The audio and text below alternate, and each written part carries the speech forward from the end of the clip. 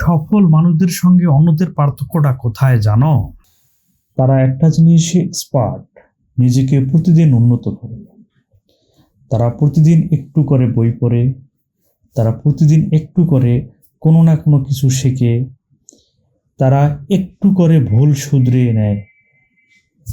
তারা অপেক্ষা করে না, তারা শুরু করে দেয়। আজকে থেকেই শুরু করো, এখন থেকেই শুরু করো। এই জিনিসটাকে তারা ফলো করে। তুমি প্রতিদিন 1% করে গ্রো করলে 1 বছরে 37 গুণ নিজেকে উন্নত করতে পারবে।